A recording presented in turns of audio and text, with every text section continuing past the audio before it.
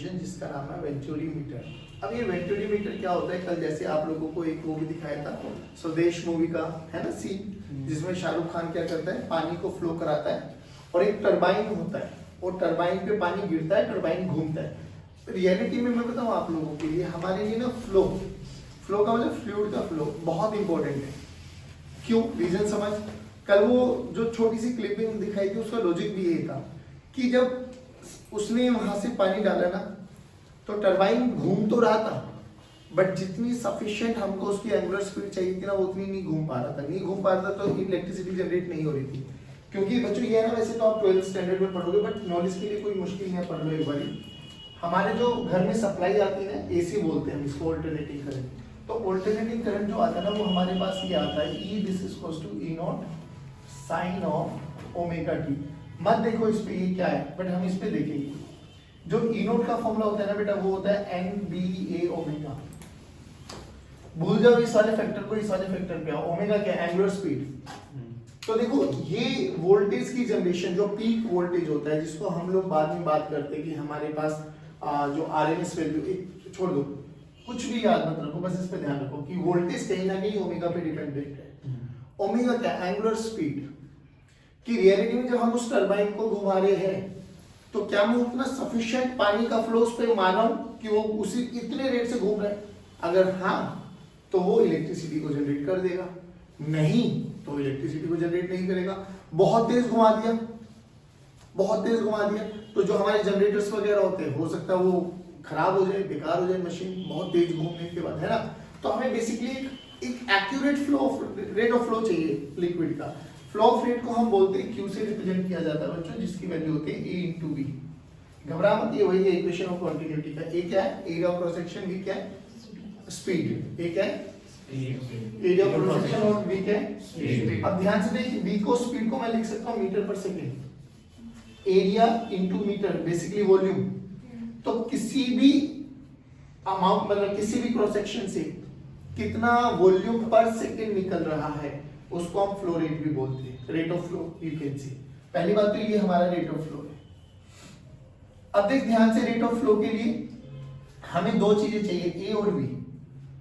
अब ये तो सच्चाई है कि मान लो मैंने ये ट्यूब बनाई है, इसमें से मैं पानी को फ्लो कराना चाहता हूं, क्या इस ट्यूब का एरिया क्रॉस सेक्शन में पता लगा सकता हूं? बिल्कुल लगा सकता हूं सर, मैंने ही तो बनाई है, बहुत इजीली मेजर कर लूंगा, डायमीटर निकाल लूंगा, एरिया निकल जाएगा, कोई बड़ी बात नहीं।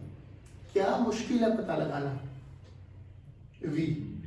क्योंकि जब आप लोग देखते हो, जब पाइपलाइन बिछती है ना, वैसे तो अंडरग्राउंड होती है, पर चलो हम बात करें कि पाइपलाइन बिछा, हम लोगों ने लगा दी, पाइपलाइन बिछा भी दी पूरे एरिया में, तो पाइपलाइन ऐसा तो नहीं ट्रांसपेरेंट है कि उसमें से पानी की स्पीड आपको दिखते जा रहा है।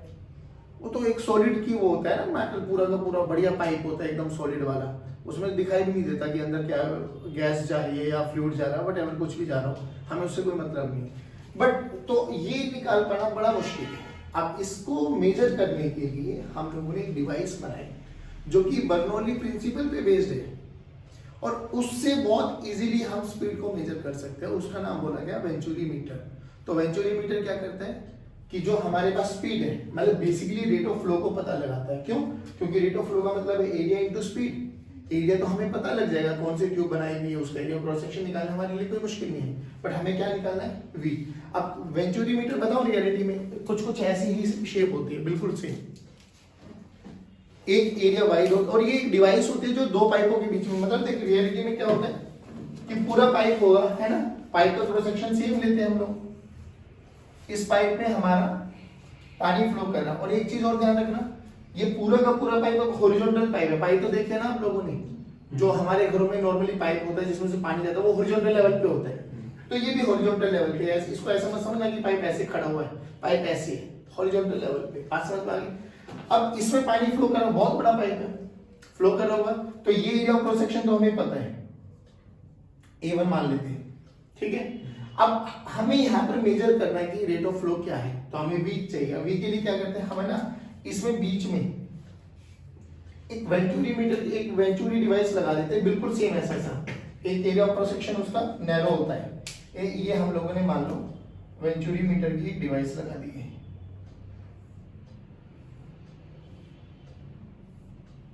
ये ठीक है, छोटा सा एरिया पर यहाँ पे छोटा एरिया ऑफ क्रॉस सेक्शन, जैसे अगर आपको दिखाई दे रहा होगा इसका एरिया ऑफ क्रॉस सेक्शन देखो और इसका एरिया ऑफ क्रॉस सेक्शन देखो, तो ये छोटा एरिया ऑफ क्रॉस सेक्शन। अब इससे फायदा क्या हुआ, फायदा देखो, यहाँ पर 2 मैनोमीटर ट्यूब लगा दी,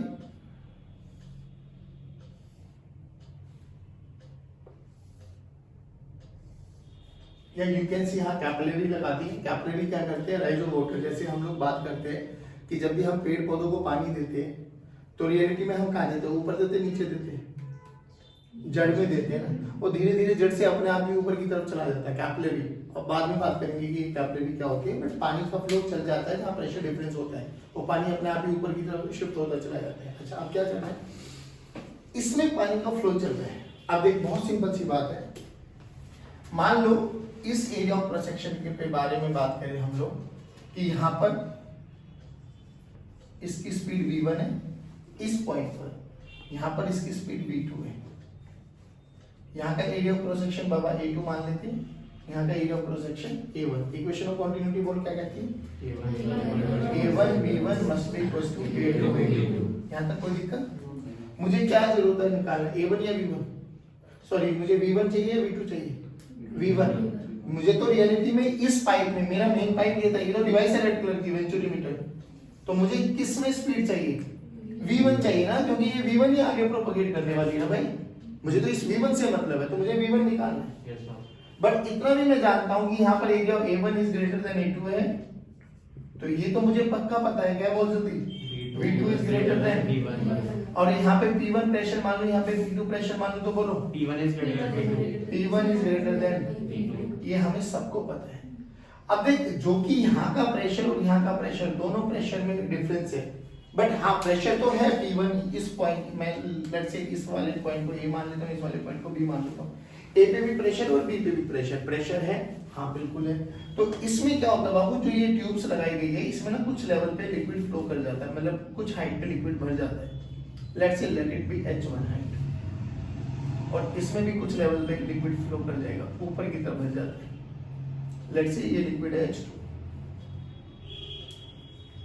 कोई दिक्कत, बर्नौली थ्योरम लगाना है एक बार, यहां से यहां तक ए से लेके बी तक। अब रेफरेंस पॉइंट जो मानना है वो मान ली, या तो इसी को रेफरेंस पॉइंट मान ली, अगर मैं इसी लाइन को रेफरेंस पॉइंट मान लेता हूं, रेफरेंस लाइन, चलो लगाओ एक बार Bernoulli from A to B, P1 P note क्यों P1 प्लस हाफ, नहीं इसी को रेफरेंस लाइन मान लो, तो रो जी इसको 0 हो जाएगा ना भाई, h क्या हाइट 0 होगी, half rho v1 square is equal to v2 plus half रो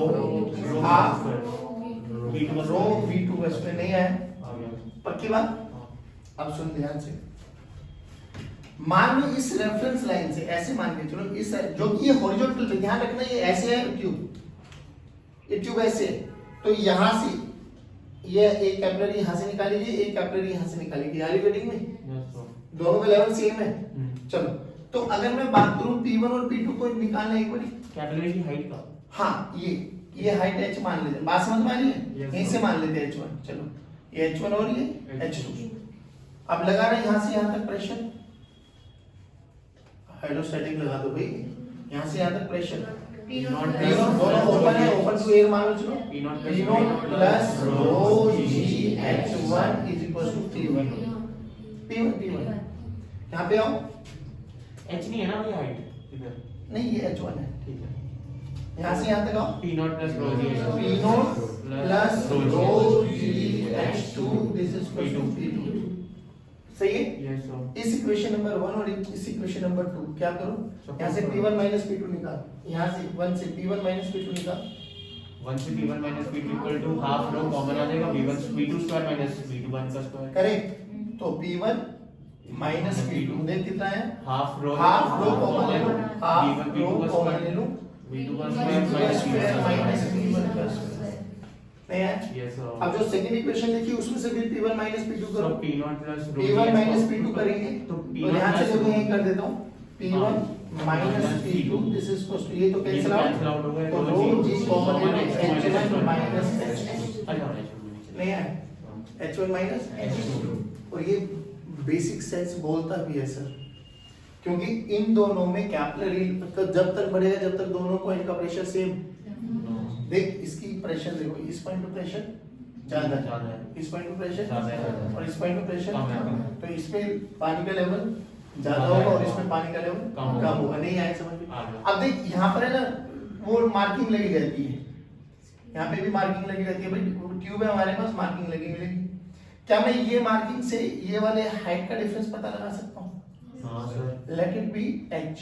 हाँ ये डिफरेंस मुझे पता लग गया, तो बेसिकली डिफरेंस है क्या? h1 माइनस h2, तो ये h1 माइनस h2 तो h है, नहीं है। तो यहाँ से p1 माइनस p2 की वैल्यू ये इक्वेशन को थर्ड बोल दो, रो जी है, फ्रॉम थर्ड बोलो, रो p1 माइनस p2 को रो जी है। p1 minus p2 this is rho g है। मुझे इससे कोई मतलब नहीं है h1 कितना जा रहा है h2 कितना जा रहा है, नहीं सर, मुझे तो h1 h2 के डिफरेंस से मतलब होना चाहिए, वो पता लग जाएगा h। आप क्या करो, इन दोनों को इक्वेट करो, देखो रो जीएच की वैल्यू सर रो जी हाफ रो v2 का स्क्वायर माइनस v1 का स्क्वायर, रो डन है, रो मिल कैंसिल। कोई दिक्कत? No sir. अब मुझे किससे मतलब है, मुझे v1 निकालना है सर, हाँ क्योंकि v1 into area of a1 कर देंगे तो मेरा रेट ऑफ फ्लो आ गया। अब नाउ क्या करें आते हैं यहाँ से v1 निकालते हैं, 2gh आराम से सुन पहले। तो v1 का स्क्वायर कॉमन ले रहा हूँ इस वाले में से, देख ध्यान से, इस वाले टर्म में से अगर मैं बात करूँ v1 का स्क्वायर कॉमन हाँ v1 का स्क्वायर पहले इसको ऐसे रख, 2 को इधर लेके आ जाओ, 2gh equal to 2gh v2 का square minus v1 this is equals to v2 का स्क्वायर माइनस v1 का स्क्वायर। v1 का स्क्वायर कॉमन ले रहा हूँ, तो v1 का स्क्वायर कॉमन ले लिया तो यहाँ पे क्या बना v2 बाय v1 का होल स्क्वायर माइनस 1। पहले ये बताइए समझ में आ गया। मुझे निकालना क्या है v1। Yes sir. अब सोच क्या v2 नीचे भी तो v1 आ रहा है सर, हाँ आ रहा है, तो कैसे किया जाए? देख अब बहुत सिंपल सा इक्वेशन ऑफ कंटिन्यूटी यूज कर, क्या यहाँ से मैं v2 बाय v1 का रेशियो निकाल सकता हूँ? a1 by a2 देखो यहाँ से a1 by a2 this is equals to v2 by v1। मुझे v2 से कोई मतलब ही नहीं है, यस सर। क्या v2 by v1 को a1 by a2 रख सकता हूँ? रखो आप पर, तो देखो क्या आ गया 2gh this is equals to v1 का स्क्वायर a1 by a1 का स्क्वायर बाय a2 का a1 by a2 का whole square a1 by a2 का होल स्क्वायर माइनस 1। चलो यहाँ से v1 की वैल्यू निकलती दिखाई दे रही है, चलो v1 की वैल्यू देखो, 2gh पहले v1 का स्क्वायर निकाल लो, इसको इधर लेके आ जाओ, 2gh by सही करो, ये देखो उसमें आ जाएगा a1 by a2 a1 का स्क्वायर माइनस a2 का स्क्वायर बाय a1 का स्क्वायर का 1/2। सही बोला? आप देखो क्या हुआ, क्या नहीं हुआ? हो गया सही तो कर रहा हूँ मैं? हाँ सही कर रहे हो। a2 आएगा, हाँ a2 आएगा, this is equals to under root of 2gh a2 का स्क्वायर बाय a1 का स्क्वायर माइनस a2 का स्क्वायर। ये v1 पता लग गया, रेट ऑफ फ्लो निकालना बाबा, तो q this is equals to a1 into v1। a1 जो ट्यूब आप लोगों ने बनाई है उसका एरिया ऑफ क्रॉस सेक्शन आपको पता है, देखो v1 की निकालना बहुत इजी है, ये h आपको पता लग जाएगा बहुत प्यार से, g आपको पता ही है, a1 आपको पता है, जो वेंचुरी ट्यूब आप यूज करें उसका एरिया ऑफ क्रॉस सेक्शन आपको पता है, सारे गिवन पैरामीटर से। इस गिवन पैरामीटर से हम लोगों को रेट ऑफ फ्लो पता लग जाता है, जो हमें डिजायर्ड रेट ऑफ फ्लो है अगर उसके आसपास वो चल रहा है तो ठीक, वरना फिर उसको रेक्टिफाई करते हैं हम लोग कि और इसको इंक्रीज करना है या डिक्रीज करना है, जो भी करना है। बात समझ में? तो this is very practical application of Bernoulli theorem. उठा दो इसको, देखो क्या बोला गया। पहली बात तो ये बताओ, अगर मैं मास ना लगाऊं, क्वेश्चन बड़ा सिंपल है, एक कंटेनर है, कंटेनर के नीचे बिल्कुल बेस में हमने एक ओपनिंग कर दी तो पानी निकलेगा नहीं निकलेगा? सच्चा ये निकलेगा, क्योंकि रो जीएच वाला फैक्टर आ रहा है। दूसरी चीज, अगर मैं इस मास को हटा दूं तब, और जब मास को रख दिया तब, मास को नहीं है, मान लो मास नहीं है तो वेलोसिटी मान लो v1, मास रखने के बाद वेलोसिटी मान लो v2, which one is greater? ये कॉमन सेंस में लग रहा है, बताओ v2 क्यों बड़ी बोली आप लोगों ने? क्योंकि कहीं ना कहीं mg भी प्रेशर एग्जर्ट करेगा तो उसका प्रेशर भी ऐड होगा, ये सच्चाई है। चलो अब बर्नौली लगाओ यार, इस और किसका लगाएंगे भाई? अच्छा कंटिन्यूटी लगा लो, कंटिन्यूटी भी लगा लो बेशक। अब वो ये इसका एरिया क्रॉस सेक्शन ए मान है, इसका एरिया क्रॉस सेक्शन ए मान लो, देख के भी समझ में आ रहा है भाई, इसका बहुत ज्यादा मल्टीपल है ये वाला एरिया क्रॉस सेक्शन, यानी मैं कह सकता हूँ बड़ा ए इज बड़ा देन छोटा ए, यानी इसकी जो वेलोसिटी होगी v1 और यहाँ से जो वेलोसिटी निकल रही होगी v2, तो मैं बोल सकता हूँ कि v1 is less than v2, यानी अगर मुझे v1 को 0 भी पुट करना पड़े तो उसमें कोई दिक्कत नहीं है। और अभी तक यही करते आए। इन केस उन्होंने स्पेसिफाई ना किया गया तो तेरे लिए हमेशा v1 क्या रहेगा 0, ये मान के चलना। अच्छा बाबू इधर देखो, ये एक mg नीचे लगा रहा है, इसका एरिया क्रॉस सेक्शन a है, तो यहाँ पे फोर्स जो प्रेशर एक्सर्ट करेगा वो कितना, एक तो p नॉट तो करेगा ही करेगा जो कि एटमॉस्फेरिक प्रेशर हवा के कांटेक्ट में, एक और प्रेशर एडिशनल हो गया वो कौन, mg by a, mg by अरे प्रेशर का फॉर्मूला यही होता है गजो। चलो यहाँ से यहाँ तक लगाओ बर्नौली, इसको रेफरेंस मान लो, तो p not plus mg by a plus यहाँ से यहाँ तक पोटेंशियल एनर्जी रो जी एच। अब प्लस 1/2 रो v1 का स्क्वायर लिखना चाहो तो लिख लेना, बट अल्टीमेटली v1 को क्या मान लो 0, लिखो या ना लिखो, नहीं मतलब तुम्हें आता है ना लिखना बेटर, हाँ, is equal to rho g H, यहाँ पे क्या हो जाएगा 0, पी नोट बाहर निकलेगा तो atmospheric pressure P note plus half rho v2 का स्क्वायर। अब देखो पी नोट ने पी नोट को तो ध्यान देखो ये आ गया। अच्छा सिंपल सी बात बताओ, अगर यहाँ पर ये mg ना होता तो ये वाला भी 0 हो जाता, फिर तो हम डायरेक्ट बोल देते कि v की वैल्यू √2h/g होगा, सॉरी √2gh, बस अब उसमें √2gh में ये mg by a वाला फैक्टर भी ऐड हो जाएगा, नहीं आया तो अरे ध्यान से देखो अभी यहाँ से क्या आ गया 1/2 रो v2 का square this is equal to mg by a plus rho gh। अब एक काम करो इसको ब्रैकेट में रखो, 2 और रो को उधर लेके चले जाओ, तो 2 ऊपर रो नीचे रो ऊपर, ठीक है, और इसकी वैल्यू 1/2, ये वेलोसिटी आपने उधर देख, वो मल्टीपल लिक्विड है।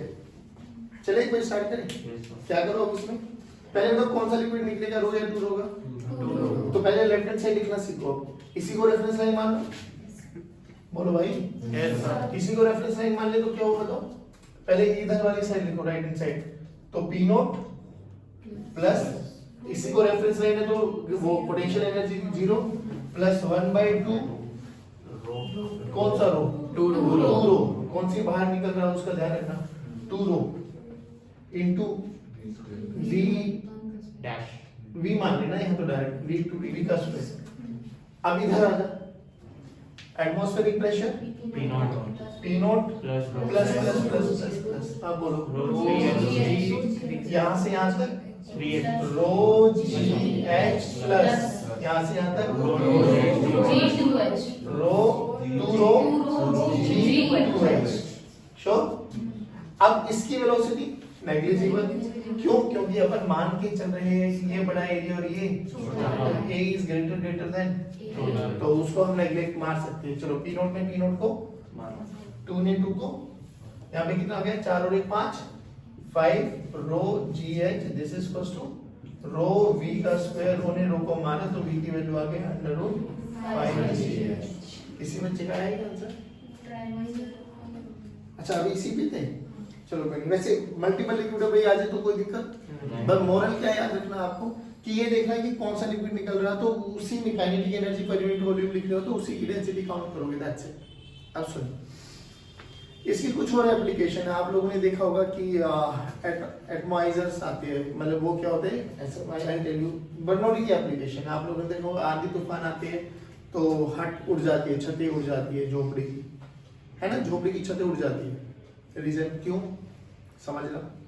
आप लोगों ने कभी कभार ये देखा होगा ऐसे वो फुहारे आते थे पहले, ऐसे पीछे बलून का प्लास्टिक का वो रहता था, ऐसे दबाते थे कि बाहर पुचकारी निकलती थी, जो परफ्यूम होते हैं बेसिकली, ऐसे ऐसे मारते हो आप लोग है ना, वो बाहर निकलते, क्यों ऐसा होता है, वो बर्नौली की एप्लीकेशन है।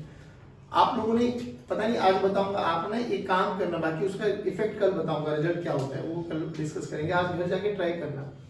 इन स्विंग आउट स्विंग आती है करनी, क्रिकेट बॉल खेलते छोड़ो। आप लोगों ने रोनाल्डो की 1-2 किक बड़ी अच्छी देखी होगी, कई बंदे जो कॉर्नर पे मारते हैं ना, जब उनको कॉर्नर मिल जाता है, कोई भी बॉडी पे टच हो जाती है फुटबॉल में, तो वो कॉर्नर से ही किक मारते हैं। मान लो देखिए ग्राउंड है आपके पास, ये वो गोल पोस्ट है ये, और यहाँ पे कॉर्नर होता है ना, कॉर्नर से किक मारते ना, तो कई बार आप लोगों ने बहुत बारी नोटिस किया होगा कि बॉल है ना ऐसे पाथ को फॉलो करते हुए ऐसे भटक चली जाती है। हाँ। ऐसे रोनाल्डो की, मेसी की, इन लोगों की बड़ी परफेक्शन के साथ आती है। ये जो इफेक्ट होता है ना कि जब वो लोग करते हैं तो रियलिटी में वो ऐसे किक मारते हैं, तो हमें लगता है कि फुटबॉल को ऐसे जाना चाहिए पैराबोलिक पाथ लेते हुए, बट वो ना ऐसे ना जाके ऐसे करते हैं सीधा ऐसे, और कर लेते हुए दिखता है। कोई भी फुटबॉल में मैच उठाना बढ़िया दिखती है आप लोगों की, वाह यार ये तो जादू हो गया। जादू वगैरह कुछ नहीं होता, ये सारी बर्नौली की एप्लीकेशन है। अभी मैं बताता हूँ आप क्या करते हैं। हम नॉर्मली जब क्रिकेट खेलते हैं तो नॉर्मली हम क्या करते हैं, बॉल पकड़े और ऐसे फेंकते हैं हम, तो है ना, ऐसे तो फेंकते हैं हम लोग। तो नॉर्मली सीधी ड्रैगिंग वगैरह होती है, देखो ये ड्रैग लगेगा, वो पीछे लगेगा, वो थोड़ा बहुत उसकी स्पीड को रिटार्ड करता है और वो एक प्रोजेक्टाइल पाथ को हिट करता है। इसी में आज करके देखना, कल इसका रीजन भी समझा दूंगा। सबके हाथ, सबके घरों में बॉल होती है, उस बॉल को ना क्या करना, देखो सिंपल सा, एक बार इसको ना ऐसे, मतलब आप समझ लो, आप आगे तो फेंकोगे बट उसको रोल करते हुए फेंकना ऐसे, हरी कटिंग नहीं, ऐसे लिया और ऐसे फेंकना, मतलब वो घूमते हुए जाए आगे। एक बार तो ऐसे और एक बार ऐसे पीछे की तरफ। पीछे की तरफ हम लोगों के लिए थोड़ा मुश्किल हो जाएगी क्योंकि हमें प्रैक्टिस है नहीं, बट जो ये स्पिनर्स होते हैं, जो आपके गेंदबाज होते हैं, इनको बहुत प्रैक्टिस होती है, उनका खेल ही है, उनको सुबह से शाम तक करना ही होता है। तो आप ना बस जो इजीली हो जाए आप लोगों के लिए वो करके देखना इसको। ये नॉर्मली हम सब कर लेते हैं, ऐसा पकड़ना ना, ऐसे घुमा के छोड़ना इसको, और एक सीधी छोड़ना, एक सीधी छोड़ना और एक घुमा के छोड़ना। अपने आप एक्सपीरियंस करना आप लोग। अरे सर मैंने छोड़ा था, मुझे कल बताना कि ये क्या होता है। इसको बोलते हैं मैग्नस इफेक्ट। कल इसको डिटेल में बताऊंगा कि रियलिटी में क्या होता है, बट आज ट्राई करना जरूर, हर एक बच्चा करके आएगा। एक बॉल तो सीधी फेंक के मारना और एक को ऐसे घुमा के छोड़ना, बस you will observe the difference कि हाँ देखो दोनों में क्या होता है। मैग्नस इफेक्ट के यूट्यूब पे इतनी वीडियोस है ना, आप एक दो वीडियोस देखना भी जरूर। जैसे एक वीडियो तो मैं बताता हूँ अभी कि उन्होंने हाइट से ना एक फुटबॉल लिया और हाइट से सिंपल छोड़ दिया, बहुत हाइट थी वो, 200 मीटर के आसपास छोड़ दिया बस, तो बॉल गई हवा के साथ साथ कहीं गिर गई, और एक बार उन्होंने ऐसे स्पिन करके डाला तो वो हवा के साथ उड़ते हुए चली गई काफी देर तक। बहुत सारे इफेक्ट्स है, देखना आज आप लोग, आप खुद भी ट्राई करना, you will feel the difference कि हाँ रियलिटी में ऐसा होता है। चलो पहली बात तो ये मैग्नस इफेक्ट, वो सब इसी का है, कॉन्सेप्ट सेम ही है, कॉन्सेप्ट सेम ही चलेगा। आई टेल यू कैसे होता है। अब सुन, अब हट कैसे उड़ जाती है, हट का देखो भाई, मान लो ये हट की शेप है मेरी, है ना, अभी आंधी तूफान कुछ नहीं आ रहा, तो हट के अंदर भी प्रेशर पी नोट है और बाहर भी प्रेशर पी नोट, परफेक्ट है, एयर है भाई चारों तरफ। सोच के देख, अगर स्पीड तेज आ जाए तो स्पीड तेज कहाँ होगी, हट के अंदर पता लगता है या बाहर पता लगता है, तो बाहर स्पीड क्या होगी, ज्यादा। भाई तूफान है तो बाहर ही तो स्पीड ज्यादा होगी, बाहर स्पीड ज्यादा होगी यानी वी ज्यादा हो गया। अगर वी ज्यादा होगा तो बाहर का प्रेशर कम हो, अंदर प्रेशर तो अपलिफ्ट कर देता, खत्म, उड़ गई छत। नहीं आया समझ में? सिमिलरली ऐसे देखो, रियलिटी में जब हम ये परफ्यूम वगैरह में यूज करते हैं, एटमाइजर बोलते हैं इसको, ऐसे, ठीक है, और यहाँ पर एक ऐसा पाइप सा लगा रहता है जिसके पीछे रबर की कॉर्क लगी रहती है, और ये ऐसे करके एक पाइप लगा रहता है बहुत छोटा सा, इसमें वो फ्लूइड वगैरह होता है, ठीक है बाबू, ऐसा कुछ। अभी इनिशियली इसमें यहाँ पे भी पी नोट, यहाँ पर भी पी नोट, फिर हम क्या करते हैं, इस ये जो रबर की कॉर्क होती है ना, इसको हम दबाते हैं, दबाते फिर छोड़ते तो क्या होगी, हवा की स्पीड बढ़ेगी, हवा की स्पीड यहाँ पे बढ़ी, इसको P1 P2 बोलो पहले तो, ये P1 ये P2। जैसी हवा की स्पीड बढ़ी तो होगा क्या, P1 और P2 में बताओ कौन कम, P1 कम हो जाएगा और P2 तो पानी के जो ये पानी होगा ये अपने आप अपलिफ्ट होगा, अरे हाइट से लोअर जाता है, अपलिफ्ट होगा तो बीच में कौन है, ये हवा, हवा के पार्टिकल, वो पानी की बूंदें आई हवा के कांटेक्ट में और वो ऐसे इस हवा के साथ बाहर निकलता है वो पानी की बूंद, तो वो ऐसे फैलता हुआ निकलता है ना, जैसे वो देखा होगा परफ्यूम में से जो निकलते हो, नहीं आया समझ में? ये भी बर्नौली की एप्लीकेशन है। तो ये सब चीजें आप ये करके देखना, फिर इसके ऊपर बहुत अच्छी अच्छी बातें बताएंगे आप लोगों को कि मैग्नेटिक इफेक्ट कैसे होता है, किसने ऑब्जर्व किया, बहुत बेसिक सी बात। कल आपको एक जाते जाते एक क्वेश्चन बोला था मैंने कि 2 पन्ने लेना पेज के और उसके पन्नों के बीच में एयर ब्लो करना। तो आप लोगों ने पता नहीं नोटिस किया नहीं किया, बट करना चाहिए था वो, कि पन्ने चिपक जाते हैं या दूर दूर फैल जाते हैं, चिपक जाते हैं। रीजन भी समझ में आना चाहिए। देखो पन्ना समझ में आ गया, पेज, ये पेज मान लो एक हम लोगों ने ये पेज लिया, एक ये वाला पेज और एक पेज दूसरा ले लेते हैं हम लोग। अब इसका थोड़ा सा समझ लेना कि ऐसा बना होगा ये, ऐसे 2 पेज ले ली, ऊपर भी हवा है नीचे भी हवा है। मान लो पन्नों के बीच में प्रेशर P मान लेते हैं। तो अगर हम बात करें ऐसे अलग अलग बना लेते हैं, है ना, इन दोनों पन्नों को, ऊपर हवा P नोट, नीचे भी P नोट, और यहाँ पे चलो मान लेते हैं अभी हवा के कांटेक्ट में तो P नोट ही मान लो। जैसे इनके बीच में एयर ब्लोन करिए आप लोगों ने, यहाँ पर एयर ब्लोन करिए आप लोगों ने, तो यहाँ स्पीड क्या होगी, प्रेशर क्या होगा, कम, एटमॉस्फेरिक प्रेशर से कम है वो। तो नीचे भी और ऊपर भी दोनों एटमॉस्फेरिक प्रेशर क्या करेंगे, दबाते, रियलिटी में दबाते। यही रीजन होता है, आप लोगों को बोला जाता है कि जब भी प्लेटफॉर्म पे जाते हो तो एक नीली पट्टी पीली पट्टी ऐसा कुछ वो सिग्नल बना के रखते हैं कि भाई इससे पीछे खड़े होना। नॉर्मली तो प्लेटफॉर्म पे आते आते वो ट्रेनें रुक जाती है। वैसे जो हाई स्पीड की ट्रेन होती है वो प्लेटफॉर्म वाले उससे ट्रैक से बहुत रेयरली पास करते हैं, बहुत रेयरली, इन केस इमरजेंसी आ जाए, वरना उनके लिए बीच का ट्रैक होता है पास होने के लिए हाई स्पीड की। और बीच वाले ट्रैक से लेके आप जहां प्लेटफॉर्म पे खड़े होते हो वो करीबन करीबन 2-2.5 मीटर का गैप होता है। बट इन केस फिर भी देखो सेफ्टी प्रिकॉशंस हमें रखना चाहिए हमेशा, और हम 10 टाइम्स अपनी सेफ्टी प्रिकॉशंस को फॉलो करते हैं कि 10 गुना ज्यादा हमारे लिए अच्छा बेहतर रहना चाहिए। फिर भी जहां आप खड़े हो और वहां से तो बहुत तेज स्पीड से ट्रेन निकल के जाए, बहुत तेज स्पीड से, तो रियलिटी देख बहुत तेज स्पीड से जाएगी तो हवा आएगी तेरे बीच में। इनिशियली तेरे चारों तरफ एटमॉस्फेरिक प्रेशर था, कुछ नहीं था वो, सडनली ट्रेन निकल के गई तो तेरे और ट्रेन के बीच में स्पीड ज्यादा, प्रेशर कम, तो तेरे पीछे कौन सा प्रेशर, एटमॉस्फेरिक प्रेशर, उससे कम हो जाएगा यहाँ, तो हमें एक आगे की तरफ झुकाव फील होता है, जिसके कारण मेजर एक्सीडेंट होने के चांसेस होते हैं।